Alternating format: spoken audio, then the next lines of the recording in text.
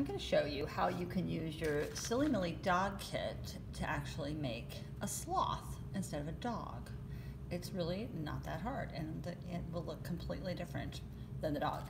So what you're going to do is start with your tin foil, and the shape is, instead of sitting like this to be a dog, you're actually going to lay it like this. So sort of the bigger side is the body and the littler side is the head. So instead of, it would have been that way with the dog too, but just think of it as laying down on its back there.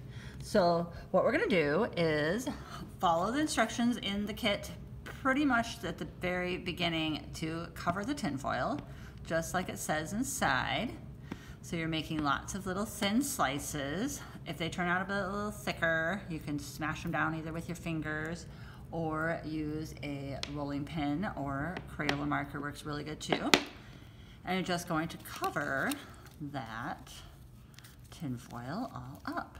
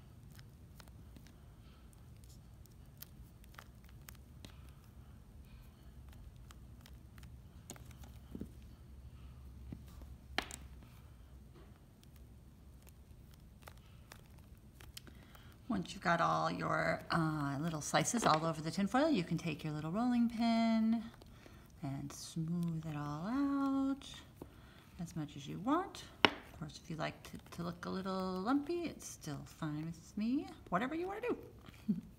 It's all up to you.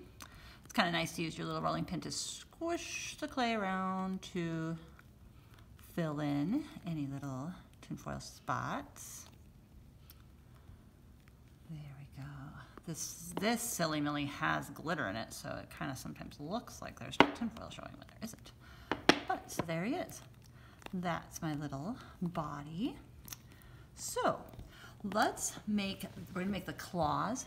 The ears are going to become the claws. So the ears would have normally been like on the little dog, kind of like that. But what we're going to do is, we don't quite have enough of this little tiny bit of a Silly Milly. So the way to expand a Silly Milly is to wrap it with some other color, and then we'll get more out of it. So if you want, you could sort of change the shape. You could keep it sort of this triangular shape anyhow, because that's what we're going to be heading towards anyways. But you might want to try to sort of just like make it a little bit longer, even before we put another color on it. So see, I'm just sort of pinching it. It's getting a little rounder, that's fine. I'm sort of stretching it just a little bit. So it went from being a very short little guy to a little bit longer guy. Just gonna make it a little longer like that. And then I'm gonna take a pinch of, and I could use like a little bit of the black, or I could use a little bit of like one of my colors. Maybe what I'm gonna do, since I definitely have a little extra black, usually these kits come with a pretty big chunk of black, I think I'm gonna take a little bit of the purple and a little bit of the black, and I'm gonna sort of swirl them together. So it's always like kind of guesswork of how much I'm gonna need, but you can kind of see maybe a pea-sized piece of each one. And I'm just sort of doing this twisting and folding, swirling my colors together sort of mixing. I could mix it completely. Maybe I want to make a whole new color. That's another idea. Maybe of your little chunks that you have, you want to like take 2 of those colors and make, like if you have red and yellow, you could make orange, or blue and yellow, you could make green. So that's an idea. This I'm just gonna mix it till it gets sort of swirly. And now I'm gonna flatten that out. I'll just use my fingers. I could use a rolling pin if I want to, but I'm gonna wrap that around this little piece of a Silly Millie that would have been ears, but now it's gonna be claws. So that's one of the important parts about making a sloth, is they have really big claws. So just sort of pinching that on there, getting it long enough so that I can slice up. I'm gonna do 3 claws for each finger. So that means I need 12. Do the math there, 12 slices. So I'm gonna set that aside just for the moment, because that's gonna be used in a minute. Then I'm gonna make my arms. So I'm gonna take these colors, I'm gonna do the same as it says in the kit, where I'm kind of making these little worms, and I'm gonna do that marbleizing again, just like I just did. And I'm just gonna twist and fold a few times until it gets nice and swirly. And I'm gonna just stack those colors together, twist, roll it out, twist, twist, twist, twist and fold until it gets sort of half mixed. Don't want to mix it completely, because that's what's cool, is having this sort of half mixed sort of color going on. There we go. Rolling it into a ball to warm it up. Rolling it into a little worm again. Let's get nice and swirly. Then I'm just gonna kind of fold this down into a little chunk that I can slice into 4 slices. So I'm just gonna form it. I could sort of make it into a little bit of a triangle shape, because that's basically the shape that a sort of teardrop. That's the shape of the arms and the legs. Pretty much the same size. In some ways this is easier than the dog, because you've got all 4 arms and legs the same sort of shape. So I'm going like that. It's sort of teardrop shape. Kind of see that shape I made? And now I'm gonna slice it up. Now I might wanna do just like a little slice of sort of scrap, because it's kind of extra cool inside. And then I'm gonna do 4 slices that are as even as I can. 1, 2, 3, 4 little slices, and then there's a little more extra. So these pieces are the arms and the legs. And my little guy, he sort of lays right like that. So I'm gonna take a little arm and kind of put it right beside his head and wrap it over his body, or, you know, this is where you kind of can decide what kind of pose you want him to have. You could make him sort of laying down on the side. I think I'll do kind of a simple, just sort of lazing around sort of pose. I don't have to adjust and find that right spot. Maybe one hand will be sort of bent out. We'll see. And then another little leg. Sort of a roly-poly little guy. There he goes. This other leg, I'll kind of make it facing, going down a little bit like that. So one is up and one is down. There he goes. So there's that. I think I'll tip him up just a bit so he would sort of sit up. That way I can see his eyes. So there's the little guy. He's got his little arms. You can see all the sides here. And he's sort of sitting like that. So I'm going to put the claws on next. So that's my little piece I made before. We're going to do sometimes a little end piece is sort of a scrap, but you might end up needing that. So don't toss it out, because, you know, it's always hard to know exactly if you have enough. So I usually do like 3 little slices, and then a lot of times they stick together, and I find it very easy. But you can put them on individually. But you can see how I'm just laying those little claws there. I mean, that's what makes a sloth, I think, is these, they're so snuggly and happy, but then they have these giant claws. But they're just made for climbing, so that they can laze around on the trees. So there's another little set of claws. There he goes. And 2 more sets here. Those little toes on there. Let's see, I'm gonna get some overlap going on here. Maybe I'll put that set of toes going in, and this little set of toes might go out. Oh, just exactly enough with the little scraps on the side. So that worked out pretty good. It's always the trick. Make sure you have enough claws. There's his little claws. Okay, now for his little face. So I've got these eyes, but the thing about sloths is they kind of have sort of like almost like a mask. So they sort of look a little bit like raccoons, I guess, in a way.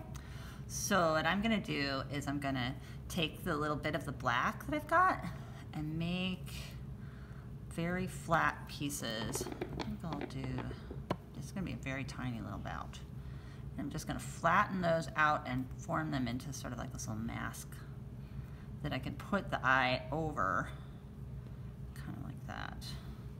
So there's one. I'm sort of making little sort of teardrop shapes again.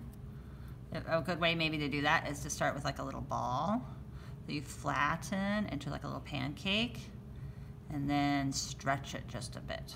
Just stretch like one end. Sort of stretching both ends, but maybe one end just gets stretched a little bit more. So there he goes. So the thing is with these eyes, I want them to fit in there, so let's hope they've made them big enough. I think I did. Yeah. There he goes. There he goes. So he's kind of looking down behind him. And see, I can make him sit up more if I want to. Maybe that's what I'll do, because he wants to sit up just a little bit more. Okay. You know, sometimes you have to adjust these things, and the nice thing about the polymer clay is it really moves around and it will adjust as you make it. So now I'm going to try out the little nose. The nose is going to be kind of right up there. I might want to move his eyes down. Let's see, because that's the thing about these guys. It is really pretty easy to move it. If you think he needs to have little eye adjustment, you can try that. Just move them down just a bit. Sometimes it's good to just barely tap them on there so that they are movable. Yeah, I'm gonna make them all the way to there. There we go. Yeah, because they have such a squished up face. A lot of their features are all like really close together.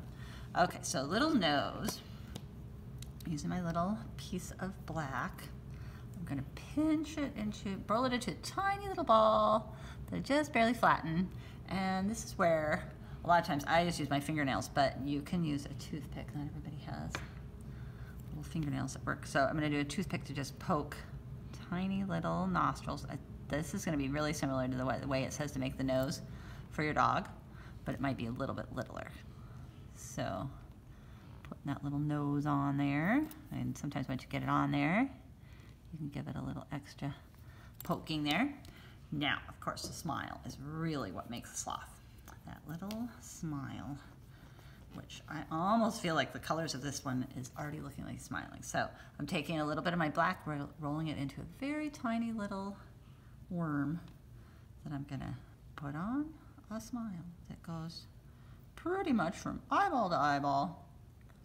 There he is. So he could be done, but the cool thing is we've got just a little bit of scraps. We can make sort of this eyebrow thing. The other thing that sloths have, kind of make them really slothy, is a sort of, instead of ears, I always think they kind of have, this is what gives them their extra personality. Is sort of, all I did was make a little worm, and I just stretched it out there right on the top like that. So there he is. You made a little dog into a sloth. He could lay anyway, because he's so roly-poly. Maybe he just lays like that. He looks pretty fun. Well, enjoy your sloth and check out all the other kits, because there's also other animals you can make with all the other kits. Have fun!